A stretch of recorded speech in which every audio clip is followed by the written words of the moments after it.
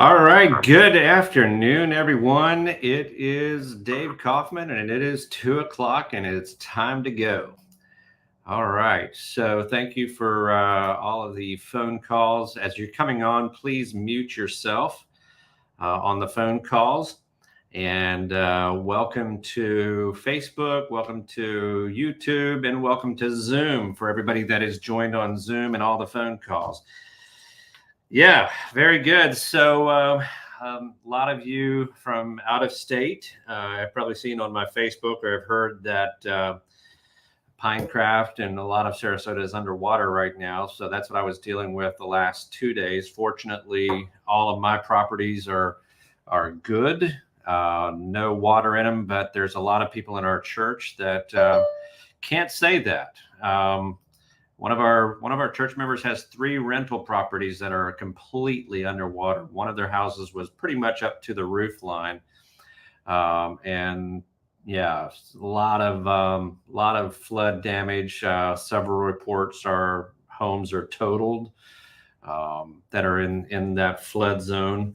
Some homes that were not even in a flood zone has been damaged as well. I get another friend at church that says his house isn't even in a flood zone, and yesterday it was like an inch from coming into his house. In front of my office, where I'm at right now, water is still rising. I heard that there was a dam that burst.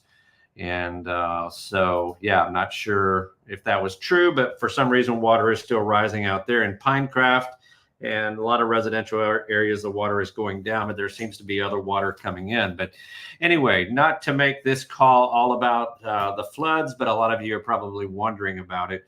And you can go back on my Facebook if you have that capability and watch some of the videos that I made on the flood, specifically in Pinecraft. And Pinecraft, for a lot of you, is where the Amish and the Mennonite live.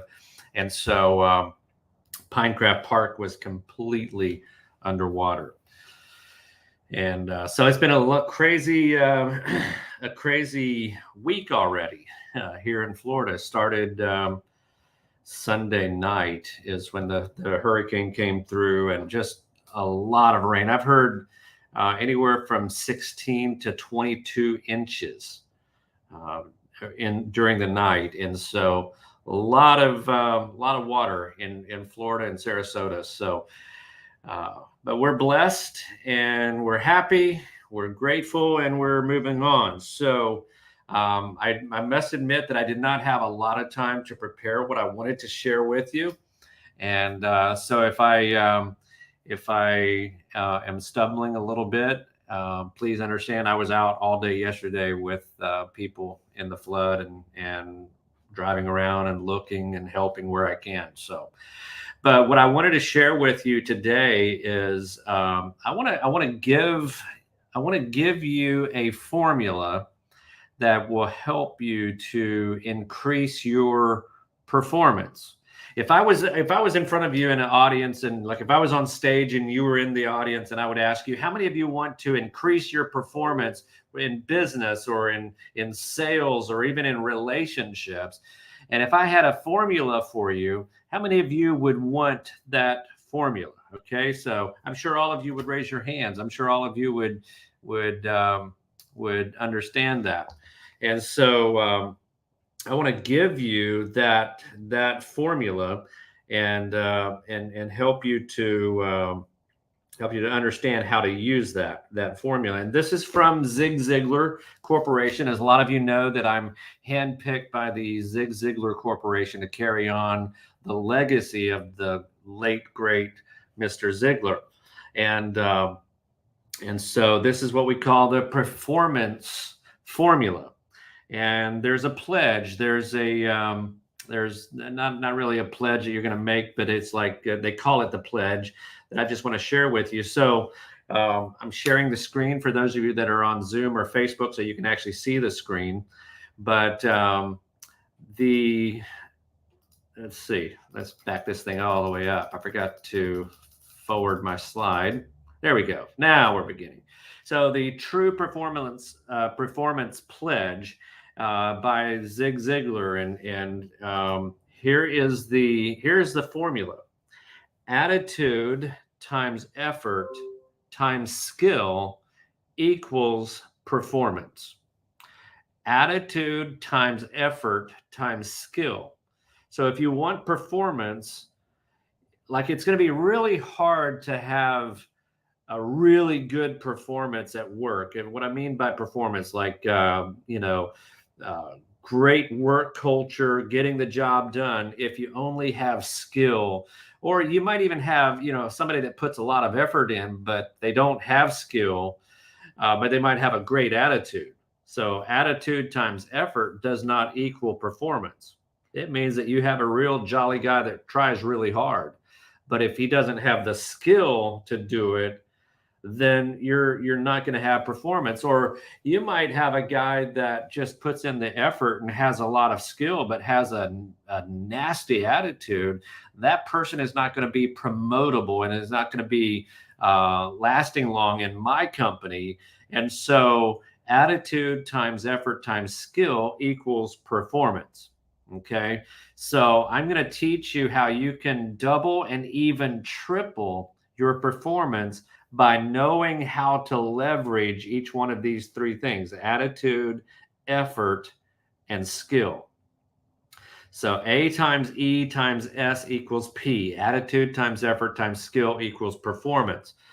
And so let's just say that you have your employees, or maybe you are an employee, and let's just say that one attitude times one effort times one skill equals one performance. So let's say that that's the baseline of every employee out there, that your performance is a 1, and it's because you have a okay attitude and you have an okay effort and you have an okay skill level. And so you're going to have a okay performance. But what would happen if you as a leader, if you as a business owner, if you as a manager would start working on developing a better attitude at work, and in your organization? Whether, if you're a manager, you start teaching your people the importance of attitude, and what does a healthy attitude look like versus a negative attitude, a positive versus a negative. And so let's say that you are able, through just a period of maybe 3 or 4 weeks of really focusing on having a positive attitude and what all comes with that and how it looks. Let's say that you were able to increase the attitude by 1. And now instead of a 1, it's a 2. So 2 attitudes times 1 effort times 1 skill equals 2 performance. So you can increase your performance simply by your attitude, by working on your attitude and helping your team to understand that a positive attitude, Zig used to say this. He says, you can't do everything with a positive attitude, but you can do everything better with a positive attitude. And so attitude in the workplace is so important. And so, yeah, I just want you to understand the importance of attitude. And we'll get into tearing this thing down a little bit. But let's say that the next 3 or 4 weeks, so the next month, you continue focusing on attitude, and you're really starting to help them with their effort. And you show them what it means to dig in just a little bit more and put a little bit more effort in, and show them how and guide them through that process. So now you have, your attitude is still the same. It's 2. You increased it from a 1 to a 2. And then you increase the effort from a 1 to a 2. So now it's 2 times 2 times 1. So 2 attitude times 2 effort times 1 skill equals 4. So just by increasing the attitude and helping them increase their effort level, you can increase their performance. Okay, but wait, there's more. It gets better. What would happen if in the following month you really start training and giving them a whole different skill set, and you start training them how to do the job better with a better attitude and more effort, and then all of a sudden you introduce training? Now it's 2 times 2 times 2, and that equals 8. So you just went from a 1 performance to an 8 performance. And that's simply by you as a leader helping develop an attitude, a culture of a better attitude, a culture of more effort, and a culture of more skill and more training. You are able to increase your performance just by focusing on building that into your team. Now, that would be great. Like if you could somehow measure the performance from day one till, where you get it up to an 8, what would that look like in your business? If you could increase the performance of your team, a better attitude, a better effort, and a better skill set, what would that look like? And that's something that you as a leader can do for your people. Now, there's a whole nother layer below this. What would happen if your people start saying, hey, you know what? It's great that I have a boss that, really helps me develop my attitude. It's great that my boss really showed me how to have a better effort. It's great that my boss really trains me and gives me a new skill set. But what can I do? See, when an employee takes ownership of their own attitude and their own effort and their own skill, and they say, my boss did it for me, so what can I do? It's like a whole other layer. And, you can go from a 1 performance all the way to a 27. It's unlimited. But it takes those 3 things: a person with a great attitude, with great effort, and with great skill, I think is almost unstoppable. Just because you have a great skill level doesn't mean that you're unstoppable. In fact, there is a pretty hard limit to what you can do just based on skill. But if you have skill and you really try really hard with the effort, yeah, you're going to get more done, but maximize it and put all 3 of them in there and then take ownership of it. Help your employees to take ownership of it. And, it's up to you to kind of start the engine, but it's up to them to really rev it up and own it and say, I'm in charge of my own attitude. I'm in charge of my own effort. I'm in charge of my own skill set. What can I learn on my own? What can I Google after my boss trains me on something? How can I apply my own destiny to this performance formula? And so the key is sometimes you have to jumpstart them, but the key is to get them to start owning their own attitude, owning their own effort, owning their own skill, and then they own their own performance. And so that's the formula. Attitude times effort times skill equals performance. All right, so let's get into it. So when all of us want employees to think like an owner. Sometimes we don't act like it, but we really do. As business owners, we want our employees, we get frustrated when they act like an employee. All right. So the reason they act like an employee is because you treat them like an employee. Okay. If you want them to act like an owner, treat them like an owner. Show them what it looks like to own their own attitude, their own effort and skill. I remember as I was struggling in my business, I hired a business coach, and he kept coming back to me. Like it wasn't my employees' fault, even though they clearly were not doing things right. But he kept saying, well, whose fault is it? I said, it's theirs. They're the lousy ones that aren't doing their job. Well, whose fault is it that they're lousy and not doing their job? And he kept pointing to me and saying that you have to take ownership of everything that happens in your company. And a great owner actually transfers that ownership into a mentality. It's an ownership mentality. So own your own attitude, own your own effort, and own your own skill. If you can get your employees to that level of ownership, to where they say, yeah, it's great that my boss really provides me with training and character training and attitude training, but I want to own it. I want to be in charge of it. I want to maximize what I already have. I don't want to have to depend on my boss to elevate my position in my company. I can do it. So that's the ownership mentality.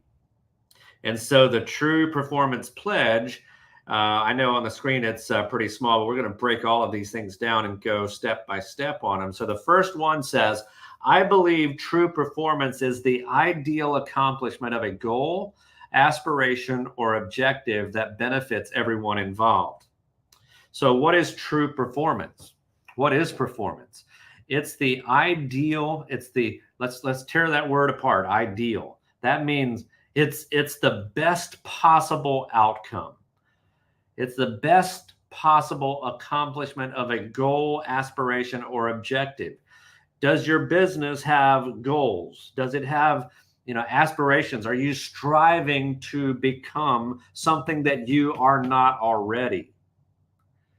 Or maybe it's an objective that benefits everyone involved. So true performance is a great accomplishment of a goal, aspiration, or objective that benefits everyone. If performance only benefits the employee and not the employer or the client, that's probably not the best fit. And so that's the first one. Let's tear that apart a little bit. So ideal accomplishment is missional. That's why I'm very firm on mission, vision, and purpose. We call it the MVP. I help companies all over the country develop their mission, their vision, and their purpose. We help them become the company that they could become. And like I said earlier in another call before this, we are simply a shortcut to where they want to get to. We help business owners get to the finish line quicker than what they could if they wouldn't hire us. So we're the shortcut. So it's aspirational. It's something that we aspire for. We strive to become more than what we are right now. And that's the attitude part of this whole thing. If you have an attitude that says, I just want to be the same today as I was yesterday, you're not advancing. You're not excited about the future. And you're actually reversing. You're actually declining when you have that kind of an attitude. So I think you should always be aspiring to become something that you are already not. That's the definition of growth. We should be reinventing ourselves. We should be very innovative within ourselves. And I can promise you that you're not living up to your full potential. If you've ever been to any of my conferences or seminars, you know that I start off with everyone raise your hand as high as you can and hold it there. And most of you just sit there with your hands raised up. And I say, now raise it just a little bit higher.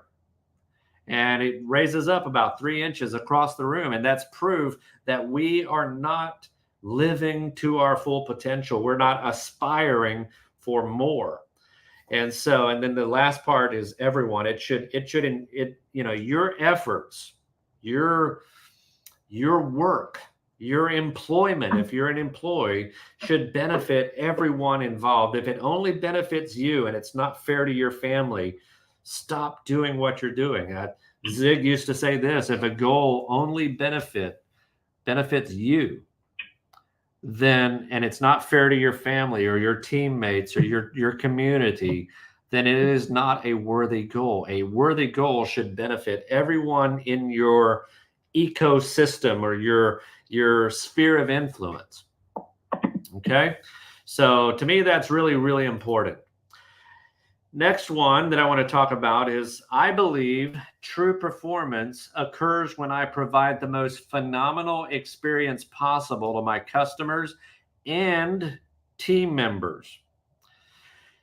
Ritz-Carlton has two sets of clients. They call them the internal clients and they call them the external clients.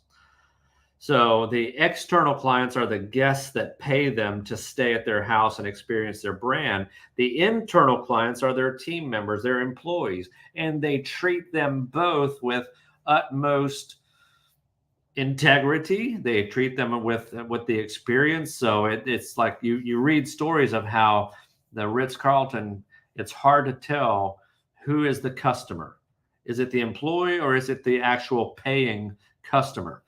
And so I believe true performance occurs when I provide the most phenomenal experience possible to my customers and team members. So when people are treated properly, when people are treated with dignity, they will perform at a higher level. If they feel like they are being used, they're only going to do bare minimum. So a lot of you are wondering, why do my employees act like employees? It's because you treat them like an employee. Okay? Treat them like a client. It's really interesting if you've ever heard of Pike's Place Fish Market. It's a fish market in Seattle, Washington. It's a small meat market. It's nothing huge, but yet they sell, I think, twice as much seafood out of that little market as all of the meat markets in Seattle combined. And it was because the owner had a vision or a forethought of what if we treated each other like we were world famous. And you got to understand, there's a book out about it. They were fishmongers, is what they call it. People that handle live fish and processed fish, they're called fishmongers. There were literally stories of fighting, like fist fights on the retail floor of their employees. And they had a group meeting to try to figure out, what can we do to fix our culture? And somebody said, well, we could just treat each other like we're world famous. And the whole crowd, it was just employees, the whole crowd, the story goes that it was laughing and making fun of the idea. And so they started doing it kind of sarcastically, like when they'd see somebody in the hallway, they'd like get their phones out and start taking pictures like they were world famous. And it caught on. And so they started treating their customers like they're world famous and like they really matter and that they're really somebody. And they started treating their coworkers with the most phenomenal experience possible. And that's when the turnaround happened. And now they're selling more fish, more seafood out of a very small place than all of the fish markets in Seattle combined. It's a great story. Read the book. It's I forget the name of the book, but it's the Pike's Place Fish Market. They're world famous now. They're the ones that throw fish, and they'll take pictures of you holding a fish and put it on TV screens all throughout the retail thing. And it's really a cool thing. So true performance occurs when I provide the most phenomenal experience possible to not only my customers, but also to my employees, my team members. All right, let's advance a slide here. Mission statement, phenomenal experience, customers and team members. And so I've kind of explained that. So let's go to the next one. I believe my attitude is completely within my control. Everybody point to their chest and say, it's within my control. Your attitude is up to you. Now, I remember when I was a kid, my older sister, Donna, and I, we would get into it sometimes, and I would push some buttons and make her upset, and she'd go running off to mom and say, Mom, Dave made me mad. And I loved it. I loved the fact that I had control over her. And so when she'd come back, I said, so I made you mad? She said, yes. And I said, so I have control over you? And she'd be like, no, you don't have control over me. I said, well, you just said I made you mad. Anyhow, we went round and round with that. But I believe my attitude is completely within my control. I get to choose what kind of attitude I lead with. Is it a positive attitude or is it a negative attitude? Is it a great attitude or is it a nasty attitude? Circumstances do not determine my attitude. If you have a choice, you have a choice to say, yep, that happened, but I'm going to be this way. You don't have to let your circumstance determine your attitude. And a positive attitude will allow me to do everything better than a negative attitude will. I am 100% committed to making every interaction with customers and team members the most positive and life enriching possible. What would happen if we started owning our attitude and not letting circumstances, not letting people, not letting other people responding or reacting control our attitude? Because our attitude starts controlling our behavior, and our behavior starts controlling our habits, and our habits start controlling our life.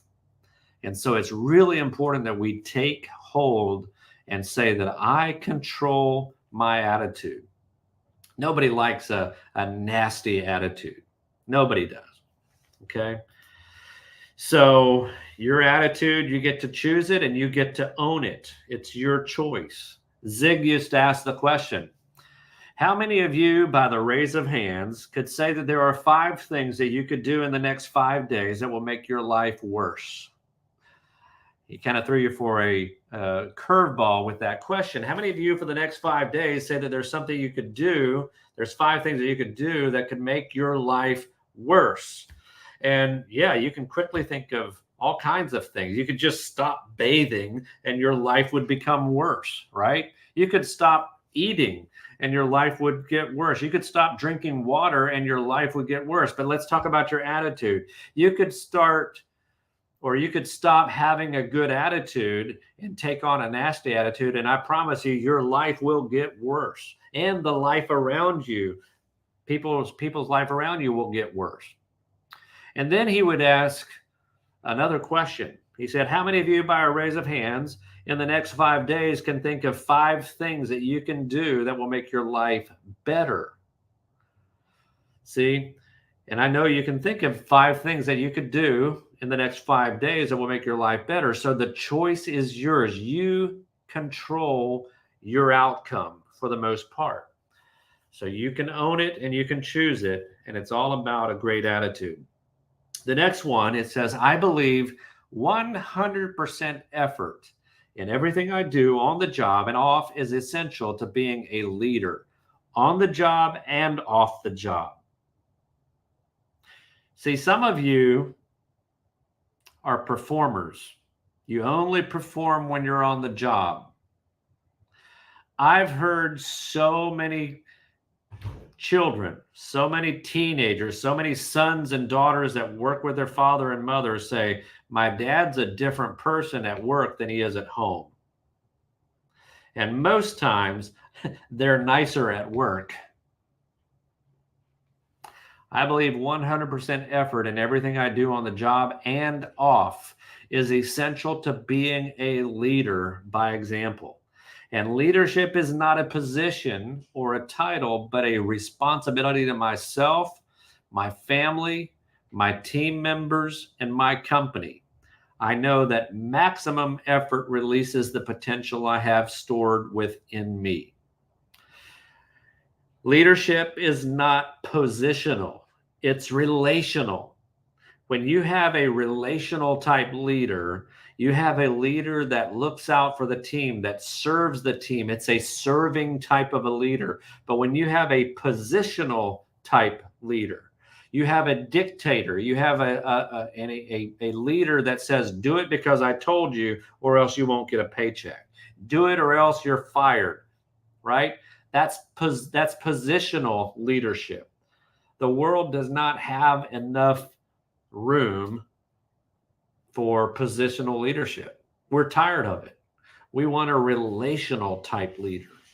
Even in our churches, wouldn't it be nice if we had more of a relationship with our church leaders rather than a positional? What about in school? What would happen if our school teachers would start understanding the power of relational leadership instead of positional leadership?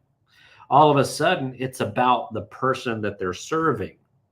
Positional is about the person that is serving. Okay, it's not about the person you're serving, it's about the person that is serving. Okay, so let's not be positional, let's be relational. says, I know that maximum effort releases the potential I have stored within me. And so it's really, really important that, that we have to make sure that we own our leadership and it becomes a relational thing instead of a positional thing. All right. So the next one that I want to cover is, I believe improving my personal and professional skills daily.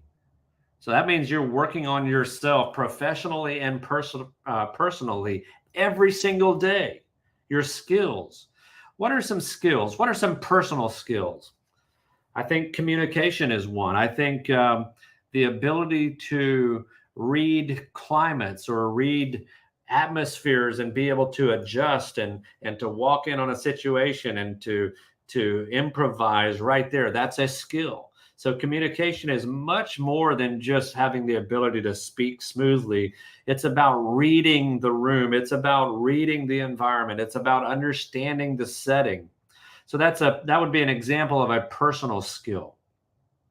You hear people that say that, they're really good at working with people. And then you hear other people that says, yeah, that person is hard to get along with.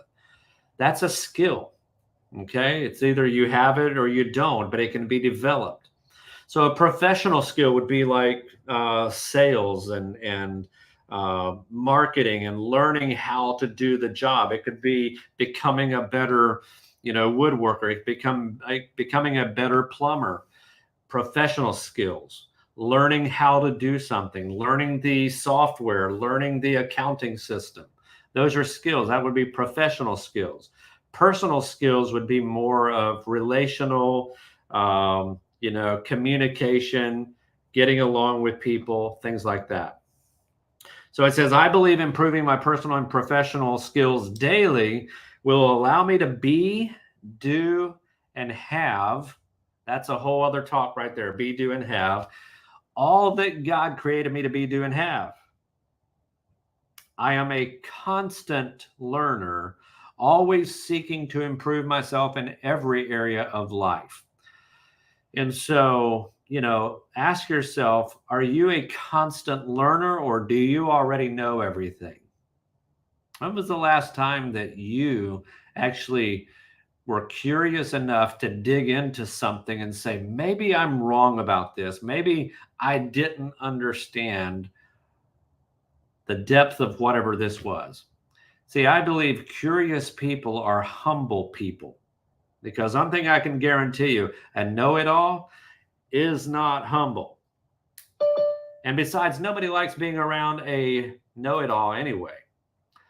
And so it's really important that we stay humble and we stay curious, and we always are learning. And even if you think that you can't learn something from a person, when was the last time you learned something from your employee? When you were curious enough to go to your employee and say, hey, tell me about this. I want to learn more about what you do. I want to learn more about what you think you do. That's curiosity. That's learning. And so I believe improving my personal and professional skills every single day, it will allow me to be, do, and have all that I want. No, it says all that God created me to be, do, and have. Right? That's really, really important. I believe integrity is the foundation stone upon which true performance is built, and long-term success and significance are a result of complete integrity. I'm going to read that again. I believe integrity is the foundation stone upon which true performance is built, and long-term success and significance are a result of complete integrity. Do you trust somebody that does not have integrity? Would you do business with a person if you know that person has not had an ounce of integrity for the last 5 years? No. We want to do business with people that have integrity, that do the right thing at the right time when nobody's watching, or regardless if somebody's watching, and they do it for the right reason. And that will help you to have success and significance. Now, I teach the 3 S's. There's 3 S's that every person has, once, goes through. The first one is survival. Every single person has survived something. Every person. Even the most wealthy person in the world has survived something. Right now, I'm reading a book on Elon Musk. The guy survived a very brutal childhood situation. Every one of us are survivors. We all survived something. That's the first S. The single S is success. Every single person has had some form of success. It's really important.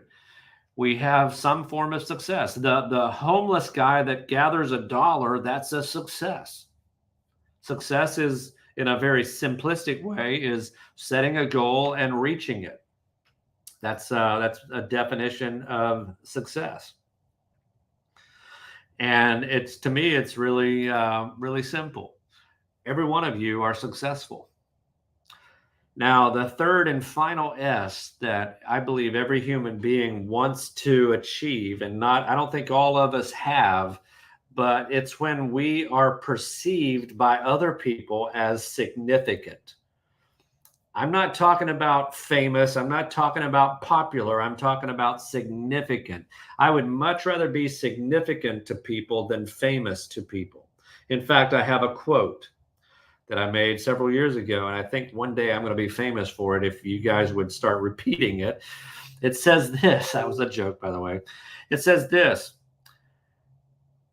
to be famous is when a lot of different people know you. But to be significant is when you make a difference in a lot of people you know. I want to make a difference in people's lives.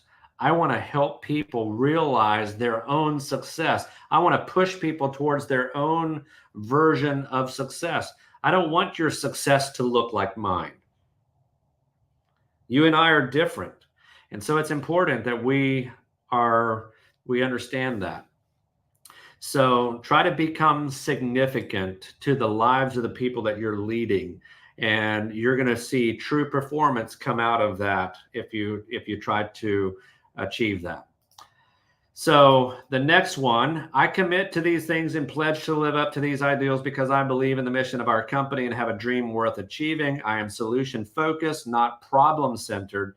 And I fully understand when I help my company, my team members, and our customers reach their goals and dreams, I will attain my own goals and dreams faster and with much more joy in the process.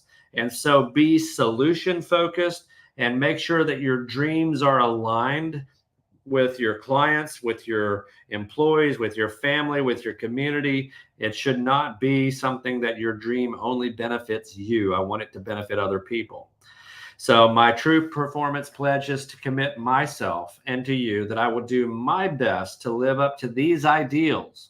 If I fall short, and you probably will, time to time we all do, I commit to you that I will come to you privately and apologize. I also commit to hold my fellow pledge signers accountable when I see behavior that does not reflect the true performance standards of attitude, effort, skill, and integrity. I will take immediate action by exiting the situation by simply saying, I hear what you are saying. Let's go ahead right now and schedule a meeting to discuss this. Okay. So this is the pledge that Zig Ziglar developed for his team. And I've introduced this to a lot of the companies that I work with. And we get the whole team together and we study this and we figure out what this performance pledge looks like. And that's what we promise each other on a team. So I wanted to share that with you and help you to understand that you can control your your business. You can control your destiny in your business by attitude, effort, and skill. All right. And we'll go ahead and end right there. We have some people on the call here, have people on there. Thank you all for coming on, and we'll see you next week, every Tuesday at 2:00. This is what we do, and I'm grateful for each one of you. So see you next Tuesday. God bless you.